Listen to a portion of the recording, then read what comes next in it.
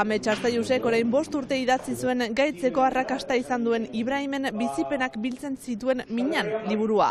Eta orain arte dramak antzeztu eta goltzaratuko du orduan Ibrahimek kontatu eta Ametsek idatzia. Ostiralean estreinatuko da Luson eta 2024 eta 2025 dagoeneko 80 emanalditik gora lotuta dituzte. Arratsaldeon ikusentzuleok, gaurko saioa Baionako Didam museotik agurtzen dugu. Gaur bertan hasi baita Point de Vue Festivala karrikako arteen omenez iraganten den jaialdia. Minan antzeslana aipatzeaz gain atzo bertan iraganden epaiketa baten berri ere emango dizuegu. 5 gazte militante epaitu dituztelako Baionako auzitegian. Ongi etorri parraldearen orenera.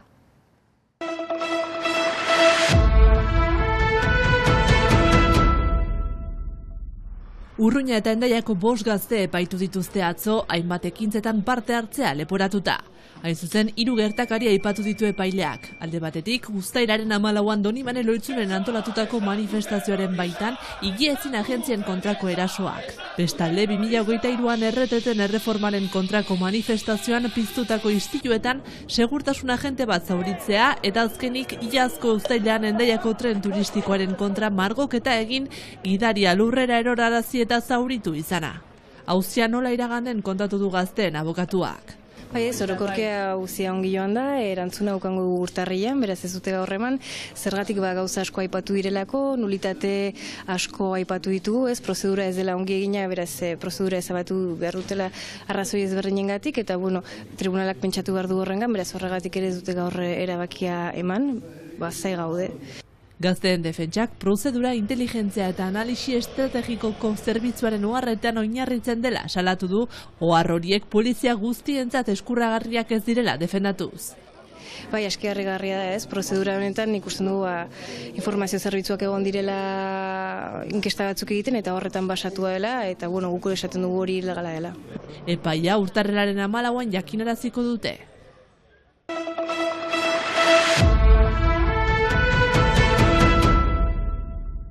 Euskal Elkargoak eta Asut Antzerki konpainiak Arituz proiektua elkarlanean abiatu dute. 3 urtez iraungo duen egitasmoaren helburua Euskal Antzerkia bultzatzea da.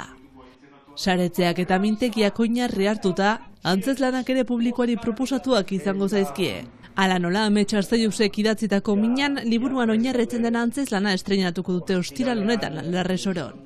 Egituratu, saretu, indartu nahi baitugu, gure ditugun zutabe importantetan, kultur proiektuaren zutabe importantetan, Euskal Antzerkiari nahi dakogu leku gehiago eta leku indartsuago bat eman, eta karia hortat da hori antolatzen. Gure helburua bistan dena harituz atxerekin da saretzea, elgar jostea edo elgar juntatzea antzerkiaren inguruan, izan adin profesional, amatur, irakasle edo beste arloetakoa Euskal Antzerkiarekin grina duen oro, eta harituz bistan dena ari baikira, ekintzan baigira, antzerki azkenan egitea da, ekintzan beraz harituz ari gira.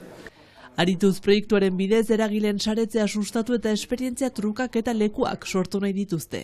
Baina ideia da ikusiz zenbat artista profesional gutxi eta zenbat antzerkilari gutxi badiren euskaraz, lehenik hoien arteko harremanak indartzea eta behar bada nahikari berri baten sortzea, berri batzuek lot diten ere bai, horrengatik ere idekia da euskaraz ari ez diren batzuek ere. Uste bai eskaz den hori da elkarretaratzea eta berriz gaitut partekatze leku bat atxemaitea.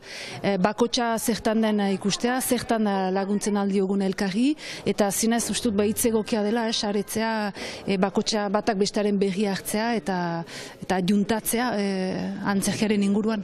Elduden asteburuan Minan estreinatzeaz gain, ostiralean bertan ere Larresoron norberaren egoera eta Euskal Herriko sareen azterketaren inguruan hausnartuko dute arte drama konpainiako kideek mintekiko parte hartzaileekin. Urriko hitzordu hauek pasata urtarrilean beste proposamenekin etorriko da Asut konpainia.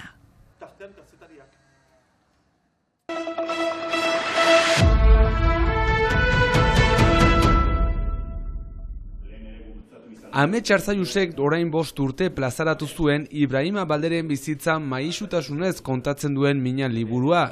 Eta orain, artedramak antzeztu eta holtzaratuko du, orduan Ibrahime kontatu eta ametsek idatzia. Erronka da alde batetik minan bera oso entzutetsua izan dalako eta orduan jakin min handia dago zer egingo dugun antzerkiz. Eta gero bestalde uste dut benetako egiazko istorio bat da, ez da fikzionatutako istorio bat, eta orduan mimos tratatu behar izan dugu kontakizun hori, ez da?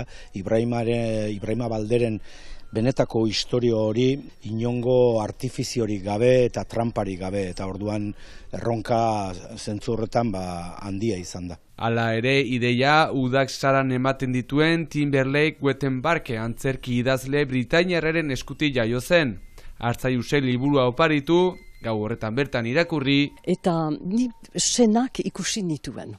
Dena ikusi nituen, hau da nire lana da antzezlanak idazten ditut, eta horregatik beti ikusten nituen senak desberdinak, eta asmoa zen zerbait egitea. Liburua berak ingelesera itzuli zuen, eta asmoa zeukatela Londresen ingelesez emateko antzerkian, ezta? Eta orduan esan nion horrek pena pixka bat ematen zidala, berez euskaraz sortutako lan batek euskaraz ez eukitea ibilbidea. Eta esan zidanean Londresen momentuz behintzet etzela emango antzeslana, esan nion orduan zela momentua, une egokia, euskarara ekartzeko, antzerkira ekartzeko. Baina horretarako Amets eta Ibrahimaren baimena lortu behar izan dute, eta ez da urrats erraza izan. Baina artedramako kideekiko konfiantza eta duten harremana funtsezkoa izan da proiektua gorpuzteko. Kezka batez ere antzerkiak nola gorpuztuko duen Ibrahimaren zauria eta zauriaz gain bere ari hori. Niretzat oso funtsezkoa izan da liburu hau idazterakoan, bere zauri erakustea, baina zauri horrekin batera bere aria. Eta aria da Ibrahimak duen modua oroitzapenak biziarazteko entzuten ari denari, erakusteko, askatzeko, josteko eta artea egiteko baita ere. Bere ahozko jari horrekin eta bere hizkuntzaren baitan dagoen irudimen berezi horrekin eta lortzen duen hizkuntza berezi horrekin.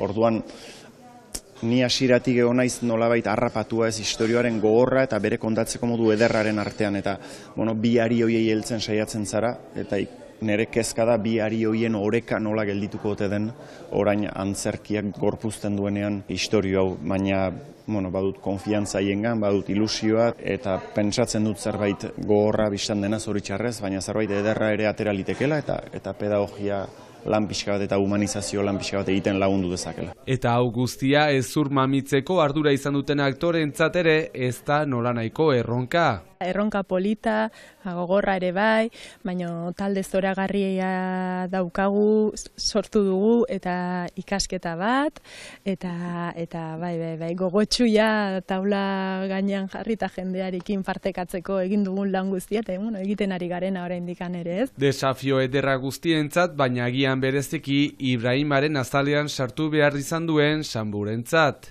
Ni azkenean hemen jaioen ez nik bidai hori nik pertsonalki ez dakit zer dan, baina bai, Nereitak olako bidai bat pasa izan du, eta bere hotik handa zuzenian entzun izan dutze gogorra dan, eta pixkat da empatizatzea, Ibrahima, Nereita eta beste hainbat jendek pasa behar izan duen bidai hortatik. Eta beren lanak gizartean izan dezaken eraginarekin itxaropentsu. Gizatasun asko duen antzerkia delako, eta nik uste jendeak hurbiletik ikusi ahal izango duela berez urrun duen egi bat, eta gainera intoxikatzen gaituzte beste 11 gezurrekin, orduan gutxienez pixka bat ulertzeko egoera ez dena, azkenean antzerkian bakarrik gauza batzutara jo aldugu, baina jendearen afektuetan intervenitzeko pixkatxo bat hau daukagu.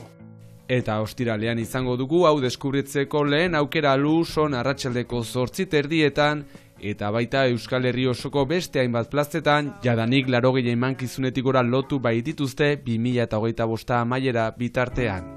Ez ginen ontan geratu. Ikusentzuleok antzerkiaren teaserreko irudi hauekin gure gaurko agurra. Arratsalde ona izan, eta bihar arte. Alduzu